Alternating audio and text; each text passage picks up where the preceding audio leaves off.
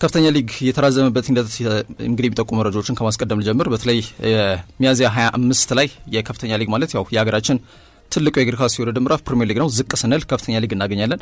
የማጠቃለያ ጨዋታዎች ላልተወሰነ ጊዜ ኢትዮጵያ እግር ኳስ ፌዴሬሽን አራዝሟቸዋል። ምክንያቱ ላይ የገለጸው ዝርዝር ጉዳይ ባይሆንም ተደራራቢ የስኬጁል መጣበቦች ጋር የተያዘ ስለመሆኑ ግን መናገር ያስፈልጋል። የጨዋታዎቹ መርሃ ግብር ደግሞ በቀጣይ ገልጻቸዋለሁ የሚል ሀሳቦች እንደሰጠ መናገር እንችላለን ማለት ነው። ከዛ ውጪ እንግዲህ ሀገሬ ቴሌቪዥን ሁሉንም የዓለም አትሌቲክስ ውድድሮች እስከ 2021 ለማስተላለፍ የሚያስችለውን ታሪክ የስርጭት መብት ማግኘቱን ለማወቅ ተችሏል። ይሄ በትልቁ በተለይ በግል ሚዲያም በዚህ ደረጃ ስምምነት ላይ ሲፈጸም ለመጀመሪያ ጊዜ ያደርጓልና ሀገሬ ቴሌቪዥን በእግር ኳሱም በነገራችን ላይ የዓለም ዋንጫን የፊታችን የዓለም ዋንጫን እንግዲህ ምናልባት ከሁለት ወር ባነሰ ጊዜ ውስጥ በሚቀረውና በሶስቱ ሀገራት በአሜሪካ በሜክሲኮና በካናዳ በጣም አስተናጋጅነት የሚደረገውን የዓለም ዋንጫ ለማስተላለፍ እንዲሁ መብቱን ያገኘው ብቸኛው የግል ሚዲያ እንደሆነ ይታወቃልና ይሄ በአጠቃላይ ከተደራሽነት ብቻም አይደለም፣ ግልጽ በሆነ መንገድ ስፖርቱንም ከማስፋፋት ጋር በተያያዘና የግል ሚዲያዎች ያላቸውን ማቀም በትልቁ የሚያሳይ ስለመሆኑ መናገር ያስፈልጋል።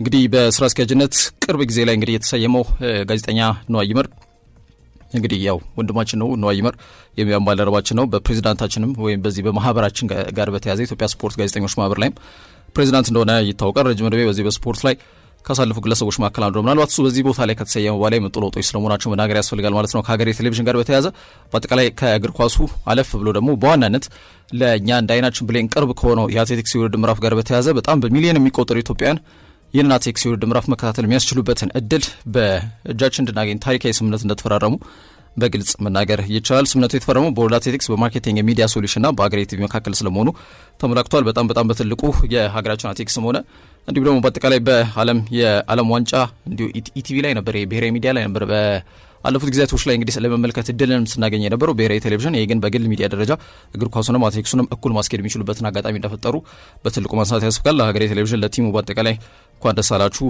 ማለትም ያስፈልጋል ብለን ማንሳት እንችላለን ማለት ነው። ወደ ሌሎች መረጃዎች ለማቅናት ያክል ከኢትዮጵያ ፕሪሚየር ሊግ የውድድር ምዕራፍ ጋር በተያያዘ እንግዲህ 9ኛ ሳምንት ጨዋታዎች ትላንትናም ቀጥለው ተከናውኗል። ያልተጠበቁ ውጤቶች ተመዝግበውበታል። 2 ጨዋታዎች አዲስ አበባ ላይ፣ 2 ጨዋታዎች ደግሞ አዳማ ላይ እንደተለመደው በተለይ ቀጥለው እንደተከናወኑበት መናገር ያስፈልጋል። እዚሁ አዲስ አበባ ላይ የተደረጉት መርሃ ግብሮች ሀዲያ ሆሳዕናን ከመለስ ዋንደርታ ያገናኘው ጨዋታ ነበረ። በአቻ ውጤት የመርሃ ግብር ተጠናቋል። ከዞ ጨርባ ምንጭ ከተማን ከንግድ ባንክ ያገናኘው ጨዋታ ምንም ጎል ሳይቆጠርበት 0-0 ናቸው ውጤት የተጠናቀቀ መርሃ ግብር ያደርጓል። አዳማ ሳይንስና ቴክኖሎጂ ዩኒቨርሲቲ ስቴዲየም ላይ 3ኛና 4ኛ ደረጃ ላይ ተቀምጠው የሚገኙትን ነገሌ አርሲና ፋሲል ከነማን ያገናኘው ጨዋታ ምንም ጎል ሳይቆጠርበት ይህም 0-0 ናቸው ውጤት የተጠናቀቀ መርሃ ግብር ሲሆን ኢትዮጵያ ቡናና ወልዋሎ ዓዲግራት ዩኒቨርሲቲ ያደረጉት ጨዋታ በጎል ፌሽታ የተንበሸበሸ በተለይ ደግሞ ወልዋሎ ዓዲግራት ዩኒቨርሲቲ ሬሞንታዳ የሰሩበት ጨዋታ ሆኗል። ወይም ከኋላ ተነስተው ባስቆጠሯቸው ጎሎች ከ2-1 መመራት 4-2 ማሸነፍ የቻሉበትን ውጤት አስመዝግቧል። በዚህ ከቀጠሉ ወልዋሎ ካሉበት የወራጅ ቀጠና ስጋት መላቃቸው ማይቀር ጉዳይ ነው። እንግዲህ ባለን መረጃ መሰረት 2 ቡድኖች ናቸው የሚወርዱት ወደ ታችኛው ሊግ። እንግዲህ 2 ቡድኖች ናቸው ወደ ፕሪሚየር ሊግ የሚያድጋሉ ተብሎ የሚጠበቀው። ግልጽ በሆነ መንገድ ከከፍተኛ ሊግ ምድብ ሀና ምድብ ለ ኦሬዲ ወደ ቀጣይ ወይም ወደ ኢትዮጵያ ፕሪሚየር ሊግ ያለፉ ቡድኖች የሚታወቁ እንደታወቁ ቀደም ብለው የታወቁበት አጋጣሚ እንዳለ ይታወቃል። ኮንኮናቪዝ፣ ያሬድ ከበደ፣ በየነ ባንጃና ራሱ ኮንኮናቪዝ ለራሱ ሁለተኛው ለቡድኑ ደግሞ 4ኛው ጎል አስቆጥሮ አሸናፊ አድርጓቸዋል። ኢትዮጵያ ቡናን ከሽፈት ያልታደጉ ጎሎች አቡበከር አዳሙና በረከት ብርሃኑ ናቸው ያስቆጠሩት። እንግዲህ አሁን ባለው ወቅት ሁኔታ የ9ኛው ሳምንት የሲቢ ኢትዮጵያ ፕሪሚየር ሊግ ዛሬ በሚደረጉ 2 ጨዋታዎች ፍጻሜውን ያገኛል። ቅዱስ ጊዮርጊስና ሲዳማ ቡና በጣም ተጠባቂ መርሃ ግብር እዚሁ አዲስ አበባ ስቴዲየም ላይ ይከናወናል። ቅዱስ ጊዮርጊስ ከባለፈው ሳምንት የሸገር ደርቢ ሽንፈት ማግስት ከሊጉ መሪ ቡድን ጋር ደግሞ ምን አይነት እንቅስቃሴ ያሳያሉ የሚለው ጉዳይ የሚጠበቅ ነው። 3 ነጥብ በጣም አስፈላጊ ነው ለሁለቱም ቡድኖች። ለሲዳማ ግልጽ በሆነ መንገድ መቻል የነጥብ ልዩነቱን ለጊዜውም ቢሆን በ7 አጥቦታል። እንደሚታወቀው ነገሌ አርሲና ፋሲል ከነማ ደግሞ ነጥብ ጥለውለታል። ያንን አጋጣሚ ተጠቅመው ይበልጥ መሪነታቸውን ለማጠናከርና የነበራቸውን መሪነት ማለትም የነበረውን የነጥብ ልዩነት ዳግም ወደ 10 እንዲሰፋ ለማድረግ የሚያደርጉት እንቅስቃሴ ነው። በነገራችን ላይ የጨዋታ 9 ሰዓት ሳይሆን 8 ሰዓት ነው የሚጀምረው ዛሬ። እንግዲህ 1 ሰዓት ወደፊት ቀደም ብሎ የሚከናወን መርሃ ግብር ስለመሆኑ ከወዲሁ መናገር ያስፈልጋል። በስቴዲየም ያው የቅዱስ ጊዮርጊስ የፈረሰኞቹ ደጋፊዎች ወደ ስቴዲየም ስለሚከትሙ ሰዓቱ 9 ሰዓት ሳይሆን 8 ሰዓት መሆኑን ለመጠቆም ያክል ነው ማለት ነው። አዳማ ላይ ደግሞ ባህር ዳር ከተማና ሽረ ምድረገነት የሚያደርጉት ጨዋታ 10 ሰዓት ላይ ዛሬ በብቸኝነት ተከናውኖ የ9ኛው ሳምንት የኢትዮጵያ ፕሪሚየር ሊግ ፍጻሜውን የሚያገኝ ይሆናል ማለት ነው። ወደ ባርማዶ ጉዳዮች አቀናን። ትናንትና እንግዲህ የዩሮፓ ሊግ የግማሽ ፍጻሜ ጨዋታዎች ተደርገዋል። 2 ጨዋታዎች ናቸው የተደረጉት። የመጀመሪያ ዙር ጨዋታ እንዲሁም ደግሞ የክለቦች የውድድር ምዕራፍ ላይ 3ኛ እርከን የሚሰጠው የኮንፈረንስ ሊግ ጨዋታዎችም የመጀመሪያ ዙር መርሃ ግብሮችም ትላንትና ተደርገዋል። በግማሽ ፍጻሜ 2 ጨዋታዎች ናቸው ትላንትናም ቀጥሎ የተደረጉት ማለት ነው። ከዩሮፓ ሊግ ጋር በተያያዘ እንግዲህ 4 ቡድኖች ናቸው የቀሩት። ግማሽ ፍጻሜ ላይ ነው የምንገኘው። እንደሚታወቀው ኖቲንጋም ፎረስትና አስቶን ቪላ 2 የፕሪሚየር ሊግ ቡድኖች እንግዲህ ኦል እንግሊሽ ፋይናልም በዩሮፓ ሊግ ግማሽ ፍጻሜ ላይ እንኳን ሲገናኝ ከ17 ዓመታት በኋላ ለመጀመሪያ ጊዜ አድርጓል። ትላንትና ሲቲ ግራውንድ ላይ ነበረ ጨዋታቸውን ያደረጉት። 1-0 በሆነ ጠባብ ውጤት ኖቲንግሃም ፎረስትን ጨዋታ ማሸነፍ ችሏል። የጎላ ባለቤት ክሪስ ውድ ነው። 71ኛው ደቂቃ ላይ የሉካዲኝ በጣም ንዝህላልነት የተሞላበት ወይም ደግሞ ግዴለሽነት የተሞላበት ማኖ ወይም ደግሞ ኳሷን 16-53 ሳትወጣ በእጁ መንካቱን ተከትሎ የተሰጠውን ፍጹም ቅጣት ምት በሚገባ በመጠቀም ኖቲንግሃሞች ቢያንስ የመጀመሪያውን ዙር ጨዋታ አሸንፈው ወይም ደግሞ አድቫንቴጅ ፊቱን ወደ ኖቲንግሃም ፎረስት አዙሮ የመልሱን ጨዋታ እንዲያደርጉ ያስችላቸዋል ተብሎ ይገመታል ማለት ነው። በአጠቃላይ ኖቲንግሃም ፎረስት በጨዋታው መርሃ ግብር ላይ ከአንድም በላይ ጎል ማስቆጠር የሚችሉባቸው አጋጣሚዎች ነበሩ። ኤክስፔክትድ ጎላቸው 1.5 ገደማ ነው። ኢላማቸውን የጠበቁ ሙከሮች 5 አድርጓል። ከኢላማቸውን ያልጠበቁ ደግሞ 3 ያደረጉበት አጋጣሚ እንዳለ መናገር ያስፈልጋል። ከአስቶን ቪላ ጋር በተያያዘ 4 ኢላማውን የጠበቀ ሙከራ ቢያደርጉም አንድ ጣጣውን የጨረሰ እድል ግን አግኝተው ነበረ። በኦሊ ዋትኪንስ አማካኝነት ያንን መጠቀም አልቻሉም። ኡናይ ኤምሪ እንደሚታወቀው ዩሮፓ ሊግ ሲነሳ የአሰልጣኝ ሁሌ ይነሳል። 3 ተከታታይ ዓመታትን ዩሮፓ ሊግን ያሳካ ነው ከሲቪያ ጋር የአሰልጣኝ ከአርሰናል ጋርም እንዲሁ 2018 አዘርባይጃን ባኩ ላይ በዩሮፓ ሊግ ለፍጻሜ በቅቶ የነበረ አሰልጣኝ ነው። ምናልባት በሌላ ቡድን ዋንጫውን ለማሳካት ይችል ይሆን የሚል ጥያቄ ሲነሳ ነበረ። የመጀመሪያው ዙር ጨዋታ ግን ትላንትና ተሸንፏል። የመልሱ ጨዋታ ደግሞ በቪላ ፓርክ አስቶን ቪላ እዛው የእንግሊዝ ፕሪሚየር ሊግ ሁለት ቡድኖች ናቸው። ብዙም ከሜዳ ውጪ ረጅም ጉዞ መጓዝ አይጠይቅም። ኢስትና ዌስት ሚድላንድ እንዲሁም የሚድላንድ ደርቢ በመባልም ይታወቃል። ምስራቅና ምዕራብ ሚድላንድ ላይ የሚገኙ ቡድኖች ከመሆናቸው ጋር በተያያዘ ማለት ነው። የመልሱ ጨዋታ ቪላ ፓርክ ላይ ይከናወናል። ከዛ ውጪ የፖርቹጋሉን ተወካይ ቡድን ብራጋም በሜዳቸው ፍራይበርግን የጀርመን ተወካይ ቡድን ጋብዘው 2-1 በሆነ ውጤት አሸንፏቸዋል። ቲክናዝና ዶርጌሌስ የጎሎቹ ባለቤቶች ናቸው። ግሪፎ ደግሞ ብቸኛውን ማዛዘኛ ጎል ለፍራይበርግ አስቆጥሯል። የዚህ ጎል ጠቀሜታ ምናልባት በቀጣይ ሳምንት ፍራይበርግ በሜዳቸው ብራጋን በሚያስተናግዱበት መርሃ ግብር ላይ ሊጠቅማቸው ይችላል ተብሎ ይገመታል። ምክንያቱም 2-1 ማለት ያው በተዘዋዋሪ 1-0 ማለት ነውና የመልሱ ጨዋታ ላይ አንድ ጎል ካስቆጠሩ ወደ ጨዋታው መመለስ የሚችሉበት እድል ይኖራቸዋል። ስለዚህ ሁለቱም ጨዋታዎች በአንድ ጎል ልዩነት ብቻ የተጠናቀቁበት አጋጣሚ እንዳለ መናገር ያስፈልጋል። ባለሜዶቹ አድቫንቴጅ ይዘው ያጠራቀቁበት መርሃ ግብር ሆኖ አልፏል። ኮንፈረንስ ሊግ ላይ እንዲሁ በተመሳሳይ ግማሽ ፍጻሜ ጨዋታዎች ትናንትናም ቀጥሎ ተደርጓል። የስፔኑ ተወካይ ቡድን ራዮ ቫይካኖ የፈረንሳዩን ተወካይ ቡድን ስትራስበርግን ጋብዞ በአሌማኖ ብቸኛ ጎል አሌማኖ የአማካይ መስመር ተጫዋች ነው 54ኛው ደቂቃ ላይ ባስቆጠራት ጎል 1-0 በሆነ ውጤት አሸንፈው ወጥቷል። የመልሱ ጨዋታ ፈረንሳይ ላይ ስትራስበርግ ላይ ይከናወናል። እንግዲህ ስትራስበርግ ቤት እንደና ኢማኑኤል አሜሃ እንዲሁም ዩሊዮ ኤንሲሲዮ በነገራችን ላይ እነዚህ ሁሉ ተጫዋቾች ብቻም ሳይሆን ክለቡ በአጠቃላይ የቼልሲ እህት ክለብ እንደሆነ ይታወቃል። ስትራስበርግ ወደ ቀጣይ ዙር አድቫንስ ያደርጋሉ የሚለው ጉዳይ የሚታይ ነው የሚሆነው። 1-0 ጠባብ ውጤት ነው። በነገራችን ላይ ከስትራስበርግ ጋር በተያያዘ በተመሳሳይ በዚህ በኮንፈረንስ ሊግ የውድድር ምዕራፍ ላይ ማለት ነው እንዲሁ ሩብ ፍጻሜ ጨዋታቸውን ሬሞንታዳ ሰርቶ የመጡበት አጋጣሚ እንደነበር መናገር ያስፈልጋልና አሁንም በዛው መንገድ እንግዲህ ለመቃኘት የሚያስችላቸውን ሁኔታ ውስጥ ሊገኙ ይችላሉ የሚለው የብዙዎች ግምት ነው። ከዚሁ ከኮንፈረንስ ሊግ ጨዋታቸው ጋር በተያያዘ ማለት ነው ሪጄካ የተባለውን ቡድን በድምር ውጤት በአግሬጌት 3-2 ውጤት አሸንፈው በሜዳቸው ያው ሬሞንታዳ ሰርተው ከሜዳቸው ውጪ 2-1 ተሸንፈው ሜዳቸው ደግሞ አንዳቻ አጠናቀው ከዛ በፍጹም ቅጣት ምት አሸንፈው ነው ወደዚህ መድረክ የመጡትና ያንን አጋጣሚ በሚገባ ለመጠቀም ሜዳቸውን በትልቁ ደጋፊዎቻቸውን ይጠቀማሉ ተብሎ ይጠብቃል።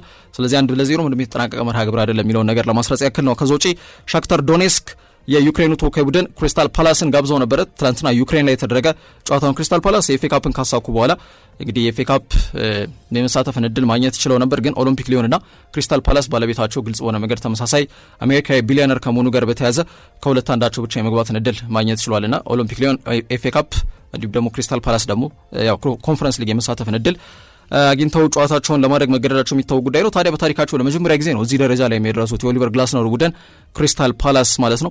ትላንትና ከሜዳቸው ውጭ ተጉዘው 3-1 በሆነ ውጤት አሸንፏል።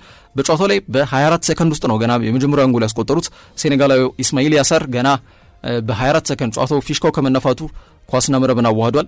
ይህም በኮንፈረንስ ሊግ ላይ ፈጣኗን ጎል ኢስማኤል ያሳር እንዲያስቆጥር አድርጎታል ማለት ነው። ይህን ሪከርድ በእጁ አስገብቷል። ከረፍት መልስ 47 ደቂቃ ላይ በኦሌህ ኦቼሪትኮ በተባለ ተጫዋች አቻሞን ችለው ነበረ ሻክታር ዶኔስኮች ግን አቻሞን የቻሉት ለ11 ደቂቃ ያክል ብቻ ነው።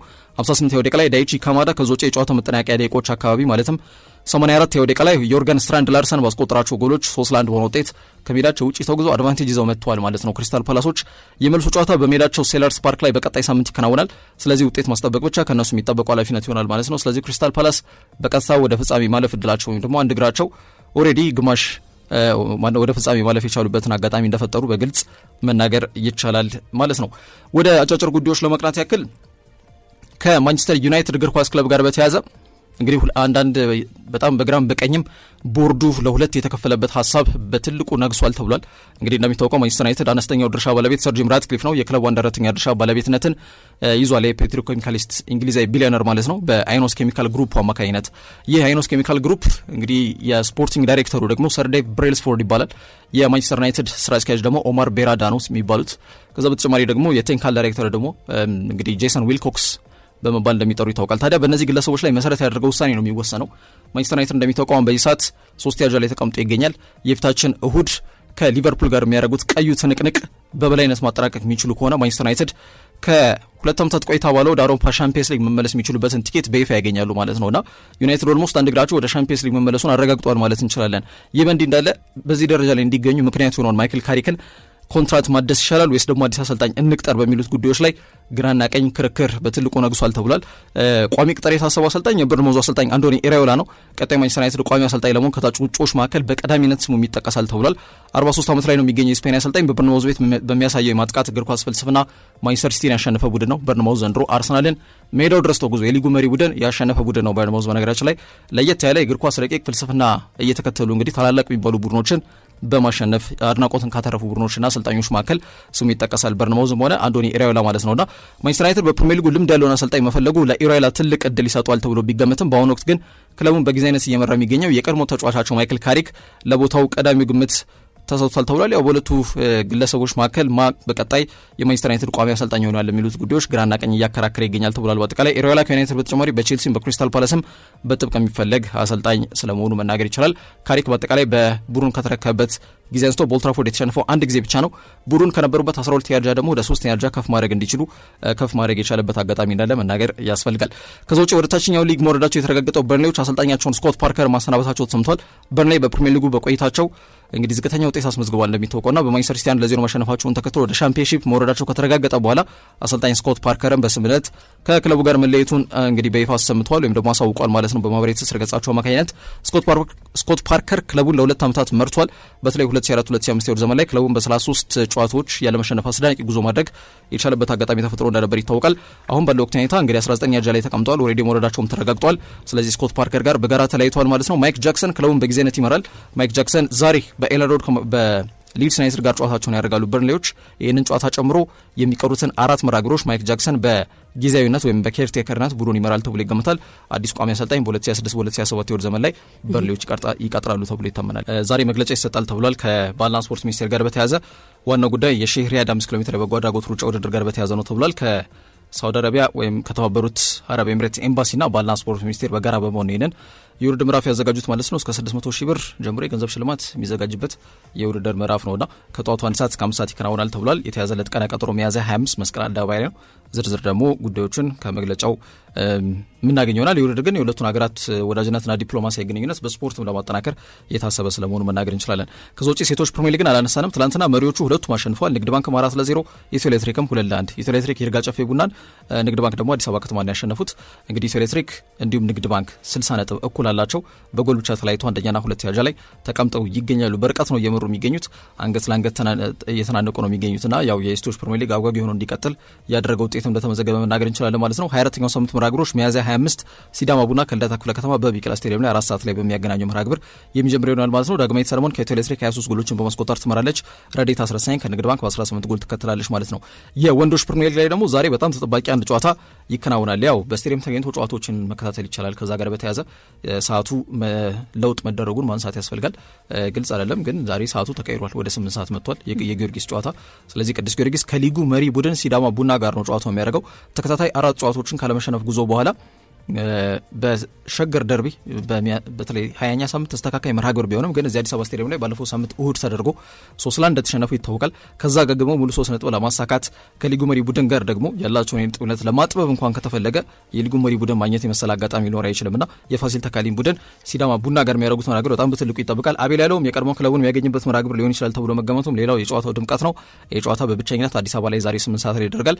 አዳማ ላይ ደግሞ ባህር ዳር ከተማን ከሽረ ምድረገነት አገናኝቶ እንግዲህ 29ኛው ሳምንት ፍጻሜውን የሚያገኝ ይሆናል ማለት ነው። ወደ አባር ማዶ ጉዳዮች አቀናን። ኬንያ ላይ ሴባስቲያን ሶ ከሰሞኑ የለንደን ኦሎምፒክን ከ2 ሰዓት በታች መግባቱ ይታወቃል። 1 ሰዓት ከ59 ደቂቃ ከ30 ማይክሮሰከንድ ነበር የገባው። ይሄ ታዲያ ታርጋ ሆኖ ከነ መኪና ተሰጥቶታል ተብሏል። 1:59:30 ሚል ታርጋ። ኬንያዎች ሌላ ለየት ያለ የሽልማት ሂደት ውስጥ እየገቡ እንደሚገኙ አመላካሽ ጉዳይ ነው። ዊሊያም ሩቶ ፕሬዚዳንቱም በቤተ መንግስት ተቀብለው አነጋግረውታል እና ለተመዘገቡ ድንቅ ውጤት ከፍተኛ ገንዘብ ሽልማት ማበርከተውለታል ተብሏል። ገንዘብ ሽልማቱ በተጨማሪ አትሌቱ የፈለገውን መኪና እንዲመርጥና የመኪናው ታርጋ ቁጥር ደግሞ ታሪክ የሰራበት ሰዓት 1:59:30 ተብሎ እንዲጻፍ የተደረገበት አጋጣሚ አንዱ መነጋገሪያ ርዕሰ ጉዳይ ሆኗል። በዓለም አትሌቲክስ ፕላቲኒየም ደረጃም ነው የሚሰጠው ለንደን ማራቶን። ዮሚፍ ቀጀልቻም በተመሳሳይ ከሁለት ሰዓት በፊት በታች ነው የገባው። በነገራችን ላይ ሴባስቲያን ሶ ሆኖበት ነው እንጂ ቀነኒሳ በቀለ እንኳን ማሳካት ያልቻለው 2:1 ነው የገባው። ቀነኒሳ በቀለ 2019 ጀርመን ላይ እሱ ከሁለት ሰዓት በታች ኢትዮጵያን አትሌቶች መግባት እንደሚችሉም ፈርቀዳጅ የሆነ ውጤት ይዞ መጥቷል። ዮሚፍ አቀባበል ሲደረግለታል ወይ የሚለው ይታያል ማለት ነው። በእኛ በኩል ደግሞ መንግስታችን ምን አይነት እንቅስቃሴዎች ያደርጋል የሚታይ ነው የሚሆነው። ትግስት ደግሞ በሴቶች በኩል ከዛ ውጪ የወርሃ ሚያዝያ የእንግሊዝ ፕሪሚየር ሊግ ምርጥ ተጫዋች እንዲሁም ምርጥ አሰልጣኝ፣ ምርጥ ጎልና ምርጥ ኳስ የማዳን ሂደት በእንግሊዝ ፕሪሚየር ሊግ ይፋ ሆኗል። በዚህ መሰረት ምርጥ ጎል ከሚለው ስንነሳ ሪዮን ጎምሃ ሊቨርፑል ተጫዋች ፉላም ላይ ያስቆጠራት ጎል፣ ጄምስ ጀስቲን ወልቭስ ላይ ያስቆጠራት ጎል፣ ካይሮ ሚቶማ ቶተንሃም ላይ ያስቆጠራት ጎል፣ ጃቪ ሲመንስ ብራይተን ላይ ያስቆጠራት ጎል፣ የማንቸስተር ሲቲ ራያን ቸርኪ አርሰናል ላይ ያስቆጠራት ጎል፣ የሊቨርፑል አንዲ ሮበርትሰን ክሪስታል ፓላስ ላይ ያስቆጠራት ጎል፣ ኤብሬቼዜ ኒውካስል ላይ ያስቆጠራት ጎል የአርሰናሉ ተጫዋች፣ እንዲሁም ማቲያስ የንሰን እንዲሁ ማንቸስተር ዩናይትድ ላይ ያስቆጠራት ጎል በእጩነት ቀርቧል ማለት ነው። እንዲሁ በአሰልጣኞችም ባልተለመደ መንገድ እንግዲህ 7 አሰልጣኞች ናቸው በእጩነት የቀረቡት። እጩዎቹን ብቻ ለመጥቀስ ያክል ኑኖ ስፒሪቶ ሳንቶ የዌስትሃም፣ እንዲሁም ዳንኤል ፋርኬ የሊድስ ዩናይትድ፣ የሲቲ ፔፕ ጋርዲዮላ፣ የብራይተኑ ፋቢያን ሄርዝለር፣ የበርንማውዝ አንዶኒ ኢራዮላ፣ የኖቲንግሃም ፎረስቱ ቪቶር ፔሬራ እና አርነ ስሎት ከሊቨርፑል በእጩነት ቀርቧል።